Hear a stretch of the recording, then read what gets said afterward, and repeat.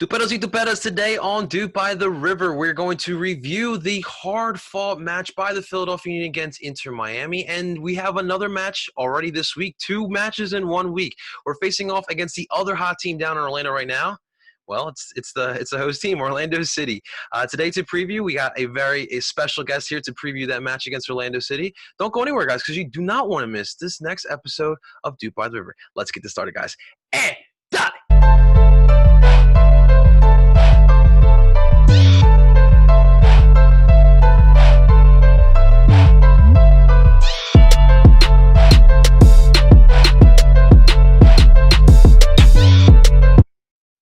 And that is right. Welcome, everyone, to Dupe by the River, this show where we follow everything Philadelphia Union, brought to you by the Philly Sports Network podcasting group.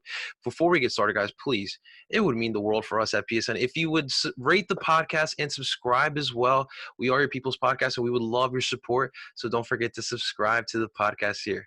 All right, guys, today on my panel of PSN, I got my man. I don't even got to introduce this guy. You already know him, man. It is my boy, Tim Lovinguth. He's got the Phillies t-shirt. We were actually both watching these live scrimmage. Shouts out to all the people who are watching the Phillies. Tim, how you doing today, man? We're feeling good, man. We got the 2-0 feel on this. Yeah, I like it. Feeling good. No, yeah. It's crazy. You know, we're doing 2 podcasts a week now. I like it. We got the keeping us busy. Mondays and Thursdays is when we'll record. I love it. It's great. I love having soccer to talk about for sure. Our soccer, Tim. Our soccer. Our soccer. MLS. That is right. How about you?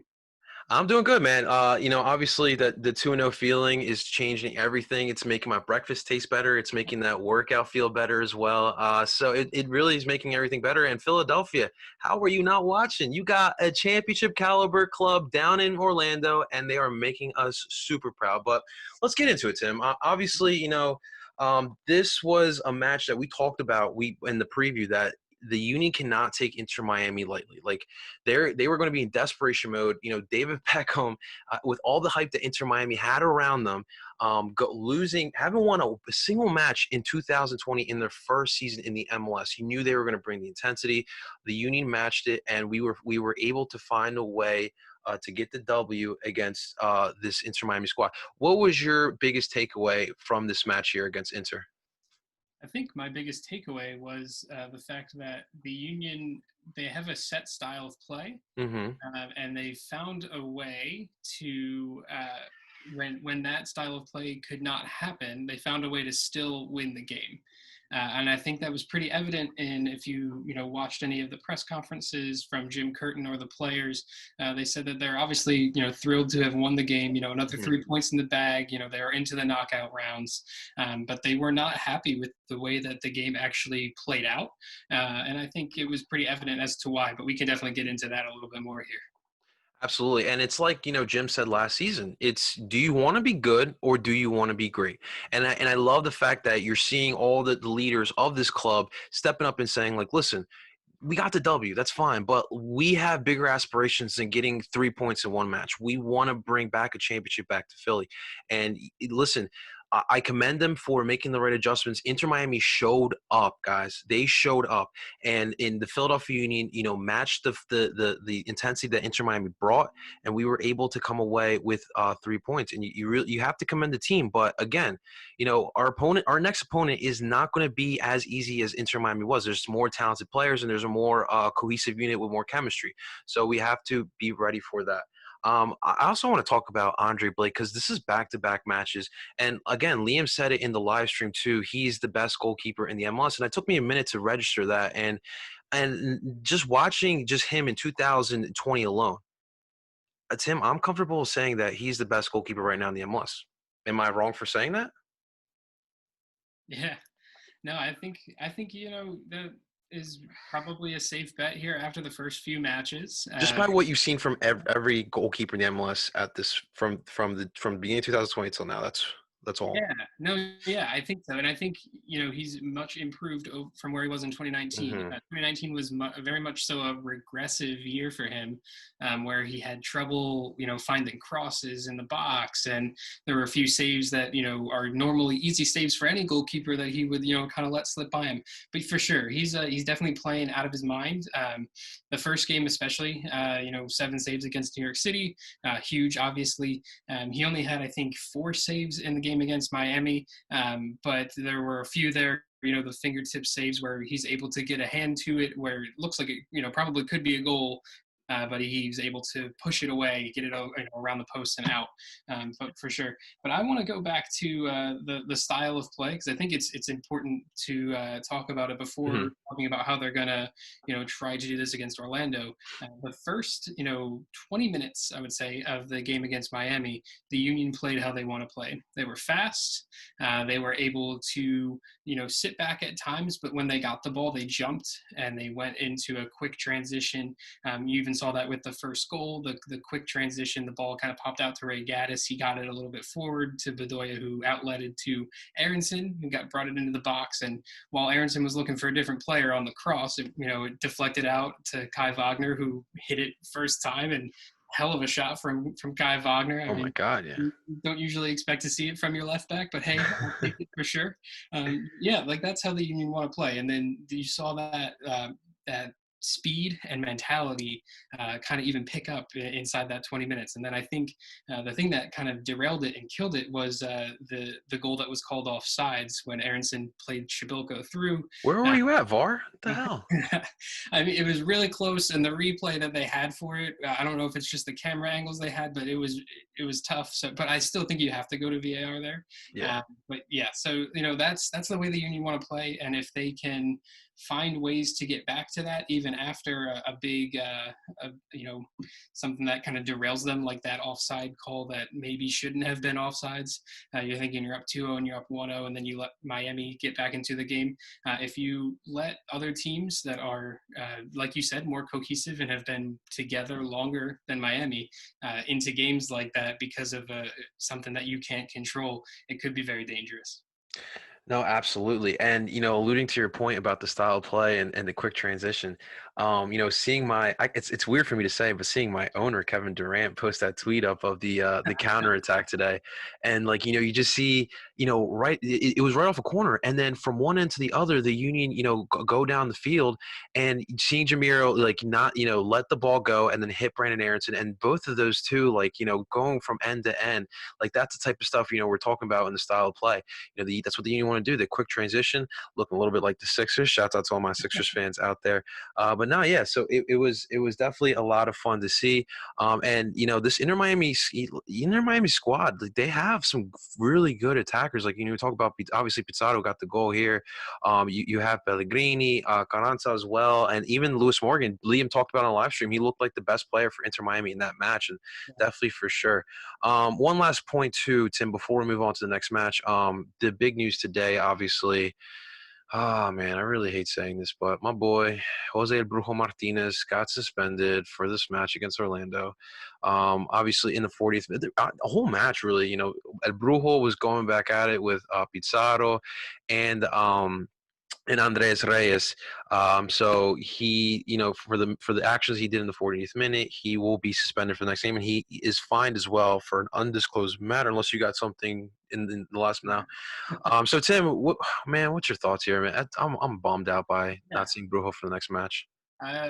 definitely bummed because I think he had this rare combination of tenacity and I don't know. He did not care.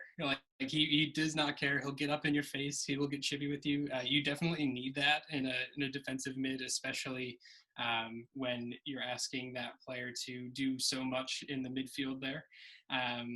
But yeah, no, I think it's the right decision, unfortunately, by Hmm. MLS. I was actually very surprised that it didn't go to VAR in the game. I thought he could have easily gotten either a second yellow because he had a yellow at that point already, Mhm. or a straight red for what he did in the match. You just can't do that. I know it was kind of a reactionary thing. When you see the play, you see him and Reyes kind of go up there, both going up for like a header. It was a ball coming into the Union's box, and Reyes gets him a little bit with the shoulder, but it was shoulder to shoulder. It wasn't like he was throwing an elbow. And Brujo was a lot smaller than Reyes was, so he was falling to the ground. And as he was falling to the ground, that kick out, yeah, you just can't, you Yeah. can't do it. Not gonna lie, when I saw that in the match, my heart went up to my throat. So I was like, oh no, like, could this be the moment where the Union are down to 10 men? And at that point, it was, still 1-1. So Yeah. yeah, not the best thing here, but I think the Union will be okay Mhm. without Martinez. They still have Warren Kraval or Matij Orvich that if they want to throw him in, Mr. Sexy Sexy. season. We'll see what they want to do with that, what Jim Curtin does, but yeah, definitely disappointing to not have El Brujo Martinez in what is a huge match, not only for the MLS is Back tournament, but for 3 more regular season points that are on the line. Oh my God, yeah. Possibly get 9 points out of 3 games in a week and a half's worth of time. Like if you think about it in regular MLS schedule, that's like your Wednesday, Saturday, Wednesday. If you come out with 9 points from that, you're gonna be feeling really good Oh yeah. about yourself. So yeah, it's gonna be disappointing that he's not there for that, but I Mhm. think the Union will find a way to work around it for sure. I agree, and we talked about it too. Like he needs to learn how to tame the energy sometimes. Like I love the intensity he has. You need that. He's like our little bash brother out there. He's our little goon, right? He's a little goon out in the midfield, but he needs to tone it down. Here's my point here. I'm not justifying what he did. Like he needs to learn how to tone it down a notch. But I think that both sides need to be held accountable. Where's the punishment for Pizarro for essentially going at Ed Brujo's groin as well? Like both sides need to be held accountable here. So it sucks that, like you just said, like how so much he brings to our club this season. It's definitely gonna suck, but we got to make adjustments. And the next man up, just like the Eagles in 2017. Next man up. Someone else has got to step it up here, man. But it's definitely a bummer, Tim. Yeah, yeah, but I mean, like you're saying there, with him and going into challenges like that, and the way that Miami were playing as well. Yeah, there probably should have been a little bit more, intervention from the referees. They kind of let that match play out by itself. Yeah. Which is okay, if that's at least they were consistent on both sides. I think both teams could, had some shouts for different things in the match for sure. But Mhm. yeah, not the best. Yeah, they And were pissing off Liam too on the live stream, the yeah, referees. I mean, it is what it is. It seems like the refs in a lot of these matches have been letting play go on a lot more than what we're used to seeing. And maybe it's Yeah. just a little bit of rust. Maybe they're not seeing it, but yeah, it is what it is. And you got to be ready for those physical battles. And for Martinez, like you said as well, you can't get as riled up if the refs aren't going to call these little things that probably should be called. But it is what it is. It is what it is. That is for sure. All right, man. A good win for us. We are on to the round of 16. But ladies and gentlemen, the job is not done here. We're here to win the Group A, guys. All right, and the last match is the biggest matchup in the group stages, in my honest opinion. I believe that us and our next opponent, Orlando City Soccer Club, are the 2 best teams right now in the Eastern Conference for this tournament, and I'm comfortable with saying that. All right, guys.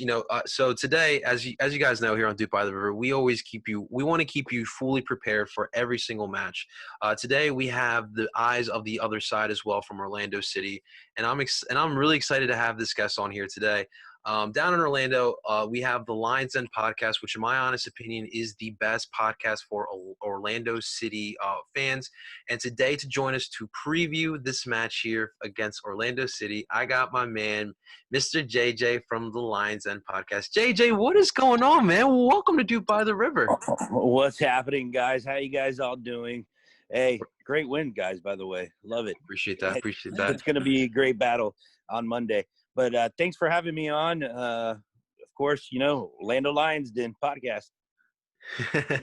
Absolutely, man. We're trying to survive here as well.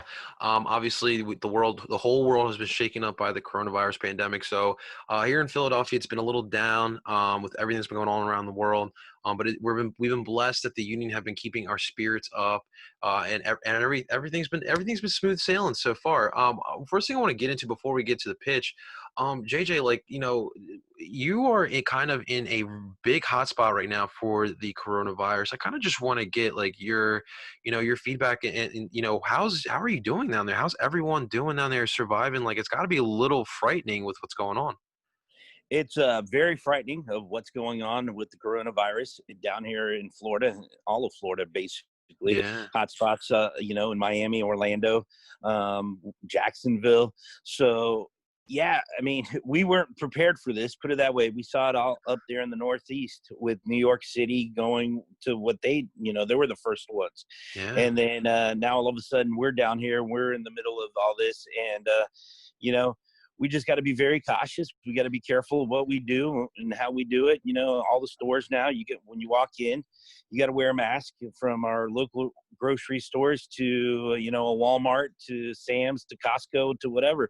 And we just got to be very careful, and we got to listen to what the authorities and our people say, the mayors and the commissioners say, and we just got to, fight through this. And thank goodness Orlando City's winning also, Yeah. keeping our spirits up. Yeah, I was gonna say, at least you guys got Orlando City to keep everything, keep things a little bit, feeling like normal, right? That's what we're trying to do. But definitely, JJ, please be safe down there. Yes, wear your mask, keep everything sanitized. But yeah, I mean, I can only imagine. I feel for all you guys down there. We were just talking to Parceros Nashville last week, and having your team actually being taken out of the tournament, that's absolutely devastating, especially an expansion side too. So Yeah. yeah, so definitely be safe out there. JJ, before we get into match as well, I want to know, how did you start Lines then? What went into starting this podcast for Orlando City? So basically, I'm a diehard Orlando City fan, and since day one, and even in the USL days. So I was on Twitter. We have a big OC Twitter, a bunch of Orlando City fans that are on Twitter and love to talk back and forth. And I was like, man, this thing typing all the time on Twitter, man, I need to get something. So I actually sent out a tweet saying who was interested in doing a podcast. And then I was friends with one of the guys, Cleon, and who's on now on our podcast. And he's like, I don't know, man. I don't know if I'm going to do it or not. I don't think I have time or whatever. So then I got Eddie, who's the Kabish on the Twitter. And he's like, hey, I'll do it. He was all happy and he wanted to do it. And I was like, all right, let's do this. And then we convinced Cleon. And then Eddie had a buddy that worked with him, who was Alex Brown, Swag. And we basically started us four. And I was like, all right, this is it, So basically me and Eddie were the ones that started this thing. And we started out not knowing what we're doing with the sound and everything. It was horrible. The first couple of podcasts, trying to figure out, we had a mix board, a sound board. We had a little recorder, everything mixing up, now we're professionals because we got everything, That's good. We have almost a studio at a bar, we do it live from a bar. That's awesome. And everything. So we got sponsors, Field Turf USA, who gets us a nice suite for the Atlanta game up in Atlanta. So Nice. Orlando City versus Atlanta, we always go up there and see it. We got other sponsors. So, and it's been 3 years, going on 4, and it's just getting bigger and bigger each time. That's good to hear. I mean, it's really inspiring as well because, we just started this year. And we have aspirations of, having a whole studio, doing live podcasts at bars in this area, even pregame shows as well. So it's definitely good to hear that in American soccer, especially in the MLS, that there are podcasts that are getting to the levels to where they can talk about having sponsors and all that type of stuff. So congratulations, man. It's definitely awesome to hear, dude. Yeah. And we're also, besides the Orlando City podcast, that's their production is Orlando City that does it. We're the only ones that had the CEO, Alex Leitao, on our podcast. We've had Awesome. A Gooch, Aneyu, when it was Orlando City B, we've Oh, had him. yeah. That's awesome.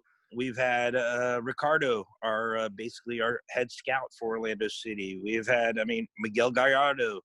So we've had a bunch of guests, on our podcast and everything. So, and I've actually, during the quarantine when we couldn't do anything, our podcast actually went and we did some old interviews with old players, Pedro Ribeiro, who actually was a Union player back in the day, and also played for Orlando City. I'm good friends with him, so we did a little Instagram live, talk about Cool. soccer and everything on our Instagram.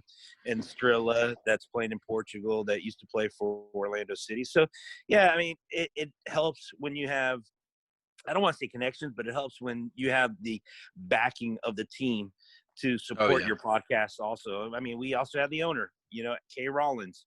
She is one of the owners, minority owner, and she was on our podcast also. She was at the bar hanging out with us and, talking at the bar, and doing on the podcast. So it's great to have the backing of the Orlando City organization with our podcast. It's definitely awesome to hear, man.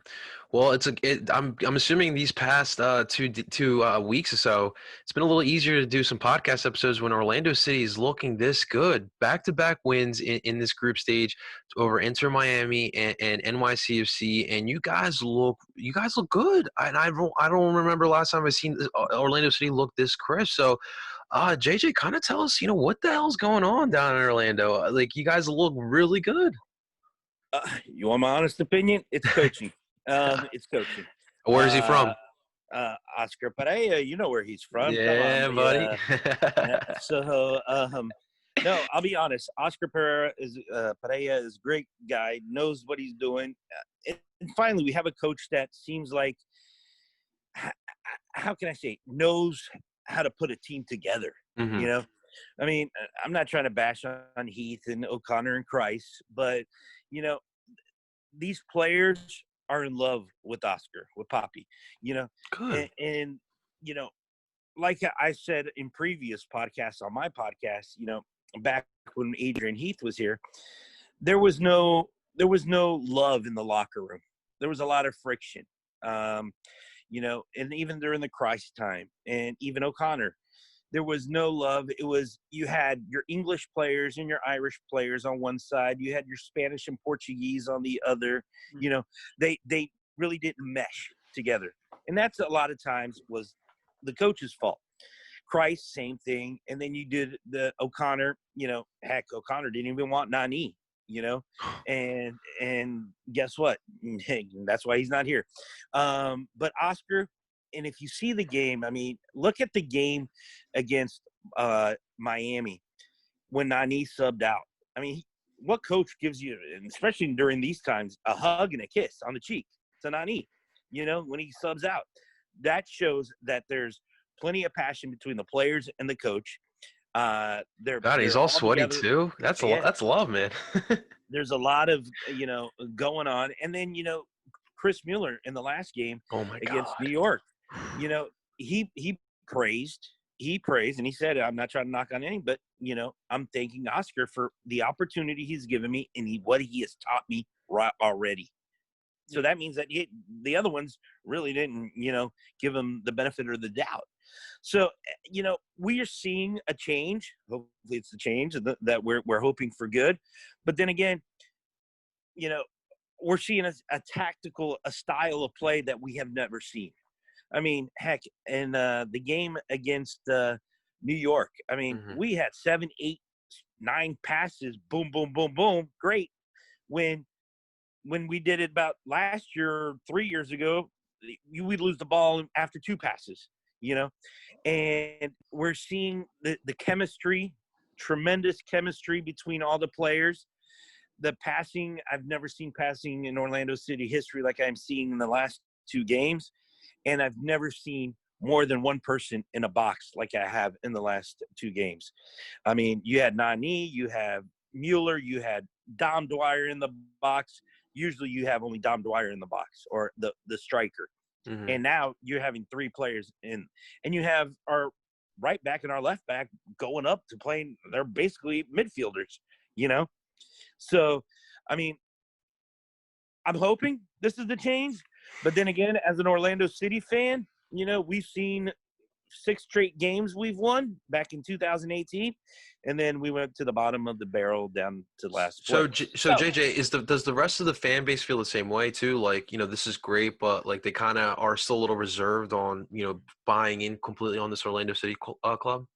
Well, we had our podcast yesterday, and Mm-hmm. I asked the panel, our guys, and I was the only one that said, hey, let's not really celebrate yet. I've seen this before happen. And the other guys were like, no, this is the real Orlando City. And I'm like, okay, if it's the real Orlando City, I'm happy. But I'm right now reserved until, we play, not knocking on New York, and not knocking on Inter Miami, but the caliber is going to be totally different when we play Philadelphia compared to what we played with those. I mean, think about it. I mean, against Miami, there was no Pizarro. Their main guy was Pellegrini. Mm-hmm. And it was like, are they really thinking that we're the Orlando City of the past and they're just benching these guys? Same thing with New York. Mitra was on the bench, I'm like, Keaton Parks was on the bench.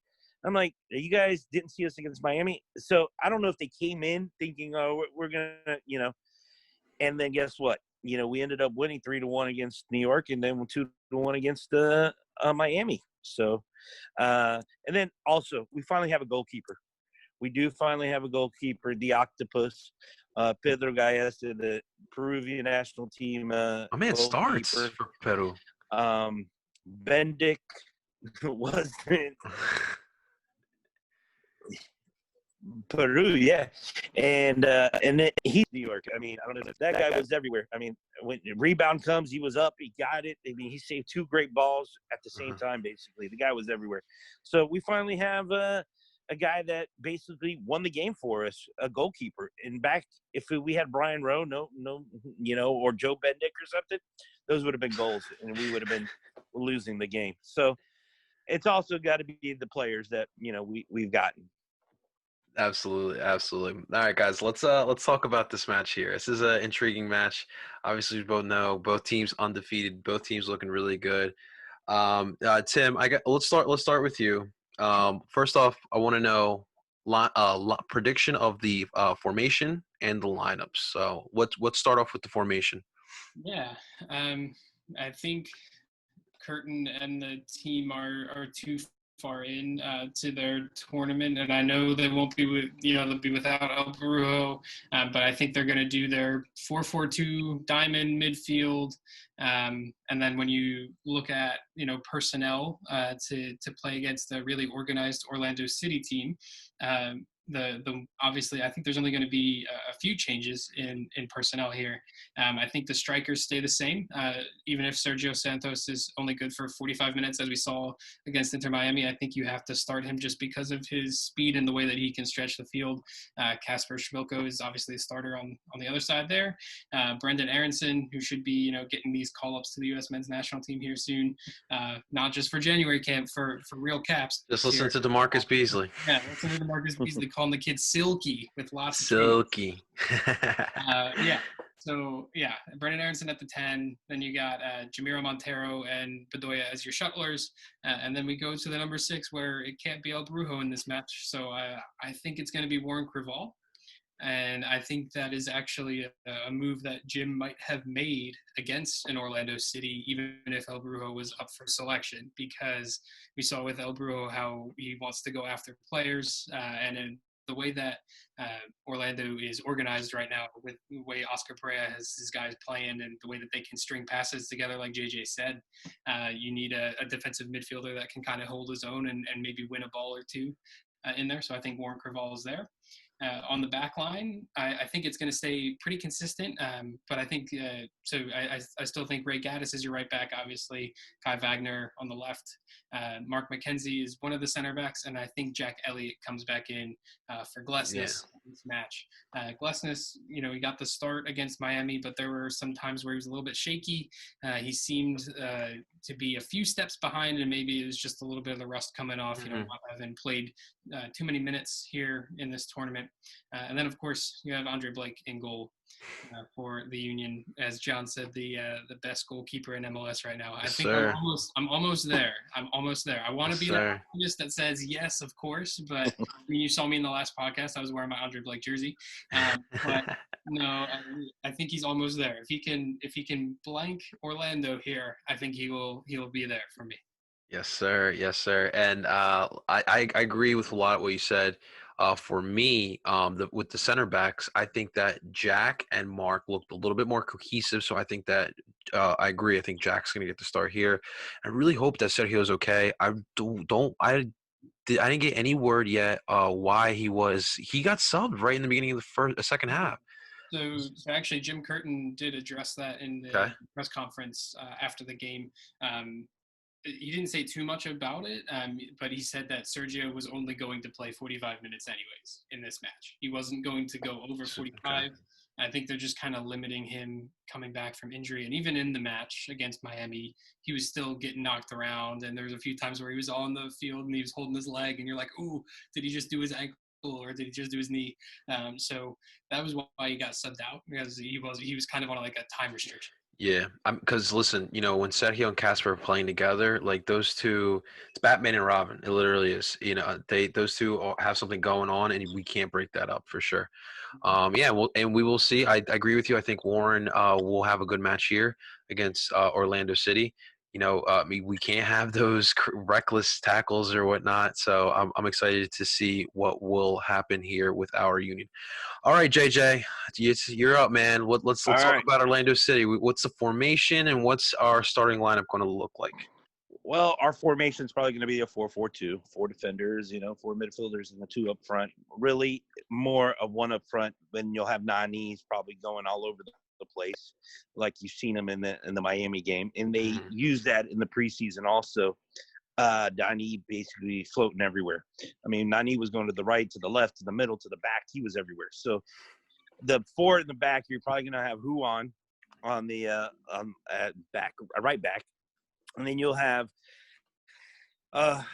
Antonio Carlos. And when I say because he didn't show up basically for the last 2 games. I mean, Robin Janssen, he was the one that basically was our only center back in the last 2 games. So we need definitely Antonio Carlos to come up big. And if it's not Antonio, it's going to be Rodrigo Schlegel, but he's a youngster. So most likely it'll be Antonio Carlos back there. And then you have João Montinho, the left back, who those 2 backs, right back and left backs, are going to be going way up also, and then coming back down towards the defense. Then the midfield, your center defensive mid guy most likely will be Yuri Rosell, but he looked very gassed. I don't know if now we do have 5 subs. Maybe Seba Mendez will come in, the Ecuadorian, and then bring in Yuri in the second half now. And then you have the Bear, Junior Urso, who in his second game did much better than his first game against Miami. He even subbed out. Oscar took him out. And then, of course, you have Mauricio Pereira. He'll be right there in the middle. And then also you got Chris Mueller. Definitely cash money. The way he's playing right now, you're talking about U.S. national team, Greg better be looking at him also. And then, like I said, Nani floating around everywhere. And then I want to say Dom, but I also want to say Tesha up front. So Akindele is a totally different player than Dom. Dom's more of in the box, trying to find ways. And Tesha's more of a ball-controlling guy and still finds a way into the box and knows how to pass the ball. And a better passing technique from Tesho than Dom. So, but as you can see, I still think it'll be Dom, and that's basically the whole starting lineup is the same as in the last 2 games, except for Yuri or Seba in that center defensive mid. Now, there's always the saying, don't break anything or don't do it. Keep everything the way it is. And, if you start moving things around, it's going to screw up the chemistry. So I see Oscar just keeping the whole same lineup as he did in the first 2 games. Now, my other question would be to you guys. Yes, it's 6 points. Both teams have already had 6 points. Do you reserve some of your players for the knockout round, or you go for the 9 points and getting a chance that one of your players might get hurt? But we already know that we're both in the knockout rounds. So, hey, do we, bench some of our good players, or maybe bring them in later in the game or something? That's my question to you guys, because I personally think I want my 9 points, because that's the easiest possible way to, like you were saying, Tim, 3 games, 9 points in 3 weeks, when it's on a regular MLS game, it's, Sunday or Saturday, Wednesday, and then Saturday game. It's a week. Mm-hmm. So, I mean, the question's out to you guys now on that one. Yeah. What do you think, Tim? I think the Union, from the Union standpoint, they're going to go for it, because it is more than just the knockout rounds. I think the fact that these games do count as regular season matches for the group stage adds a whole nother level to it. At first, when I was thinking of, everything as just the tournament, I was like, okay, yeah, you bring in a few other people, I think Group A is in a unique spot in general, because either way, if you finish first or second, you don't play a first place team from another group. If you finish first, you play a wild card team. And if you finish second, you play the second place team from Group C, I believe. So, like, if it was just a tournament style, I would say, sure, like, bring in a few of maybe the youngsters. I would think both coaches would probably do that, just to get, get some blood on them over there. But yeah, I think that both coaches are going to run their normal 11s out here. And I really am enjoying Oscar Pereira as the coach of Orlando City, as much as it pains me as a Union fan to know there's another really good coach with, getting the players that he has under his wing. The Orlando right now remind me of a Union team from a while ago when Curtin first started, just because of the way that the coach is kind of rallying them. When Curtin first started, while the Union weren't great in the regular season, they went on Open Cup runs both of his first 2 years. So I think, this specific tournament is kind of like that for Orlando City. You have your amazing star player in Nani, and you give him the free range, and then the rest of the players you get, under your wing, and you kind of help them develop and everything. But yeah, I think for your question, for sure, both teams are going to go full force at each other for this game. Well, I'm the ultimate competitor, right? And my manager is Jim Kirchin, right? Do you want to be good, or do you want to be great? I want to go in this tournament and be the best team to win this tournament, right? So I want the 3 points on Sunday night, and I think that Jim Kirchin is instilling that mentality in the team as well. Listen, it's nice. We're on to the next round. It's cool. Like, we look good in the first 2 matches, but we came here to dominate, and I think that they're going to go with that mentality. I think we're going to do everything we can to get the 3 points there. For sure.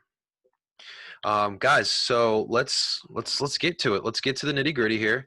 I want predictions from both of you guys. Tim on the Union side, obviously JJ on the Orlando side. Let's let our guests go first. Tim, JJ, what do you think? What do you think is going to happen here? I think Orlando will come out strong in the game, just like we did in the first 2 games, and then the water break comes in and we lose it, because that's when basically Miami and New York basically just ran all over us in the game. And then at halftime, we come out again strong, and then Poppy brings out the chalkboard like he did in the game against New York and the water break, and then once again we died. So the water breaks are killers for us. And but I think we're going to get a 1-1 draw. That's my thing. 1-1, and we'll meet each other in the finals. Ooh, okay. What about you, Tim? Yeah, I mean, I kind of agree with JJ in that I think both of these teams are going to come out flying. As we've seen in their previous matches, both of these teams, I think the Union, Orlando, and maybe Columbus. I know Columbus has only played 1 match. They play another one tonight. against the Red Bulls. But those three teams are the top for me. They are the fastest looking teams in the East when they start matches. And I think seeing the Union and Orlando go up against each other at the beginning here, it'll be, maybe who's a step behind here. But yeah, I think to JJ's point with the water breaks being, interesting opportunities, I think the Union can take advantage of that. I've seen Curtin kind of, run a play almost like basketball timeouts, like, getting his guys ready to do something here out of the timeout. So maybe we'll see something there. But from the match itself, I don't know. I really think that it is going to be even the whole way, and I think I'll go for a more thrilling draw, but it is going to be a draw. I'm going to say 2-2. 2-2. We got draws. I was hoping you guys would each say the Union's going to win, Orlando's going to win, so I could be like, I think they're going to draw. No. Orlando looks really good. Like Yeah. they have really caught my eye. Yeah. And for me, what I've been doing, at least for Philly Sports Network, writing match recaps for most games, or even, previewing the tournament, I really did not see this coming from the first few matches that we got to see from Orlando in 2020. I know Oscar Pereira is a great coach, and he's, he did all the great things for FC Dallas when they went on some runs, back a few years ago. But yeah, I just didn't see it coming. So I really, I think this is going to be a very tightly contested match. Yeah. Obviously, a little bittersweet for me because I want to see Colombians do well here. I love seeing Colombians do. I remember last year when Houston came into town. I pulled aside Mauro Manotas and I was like, "Parce, keep doing what you're doing, man. I love what you're doing." But that's what I'm saying. It sucks to see Colombians do well here. I think that personally, it's going to be an exciting match. I think it's going to live up to what we think it's going to happen. Honestly, both these teams look like the best teams. I've said it, I already said it, and I definitely do think that. And I think that they're going to give us an exciting match. I could see, Tim, I could see a little LAFC going on here. I really could. I could see back and forth going on. And the one factor we need to keep in mind too is, as everyone knows, the Union have some depth here. Like we have a pretty deep team. So I'm going to be curious to see if that comes into play, or Orlando is going to come in possessed, and like they have been in these first two matches, and are going to say this is our freaking time and steal 3 points away. But it should be an exciting match here for sure. JJ, any last words for the people here in Philadelphia, or your fans over there in Orlando City? So basically, I got one more thing to say. This is actually the game. This Philadelphia game is going to show us where we're really at, Orlando City, because the big talk in town in Orlando is, well, it was Miami, an expansion team. They still haven't won a game all season. Well, it was New York. They haven't won a game. So those were – now they're saying, it could be, now let's see what Philadelphia we bring. Now, this game is going to show us who really Orlando is. If we come out, we get a victory, hey, Orlando's for real. If we go and we get our butts kicked 3-0, 4-0, then we're back to – this whole city will be back to we're back to the same old Orlando City. And it was true. It was Miami in it. So this game will show us definitely how good or how bad Orlando is, or if they're good, hey, I'm happy. Let's meet up in the finals. Philadelphia. We'll do another. We'll have you guys on ours, and you guys will We'll do a joint. We'll do a joint podcast. I love it. So, yeah, but, hey, you guys, good luck to you guys in the game. Same. And, man, I'll be thinking about you guys and thinking about Philly. Same. Tim, what do you got, any last words for the guests here? Yeah, just thanks so much for coming on, JJ. And can you tell our listeners again where we can find you on the different social media platforms here? Please. Yeah, we are on we're on iTunes and we're on Spotify. We're everywhere, where you can listen to podcasts. We're on Twitter at Orlando Lions Den. We are on Instagram, Orlando Lions Den, Facebook, Orlando Lions Den, and anything, it's Orlando Lions Den. The Orlando's Lions Den. Love it, man. Love it. JJ, seriously, thank you so much for coming on.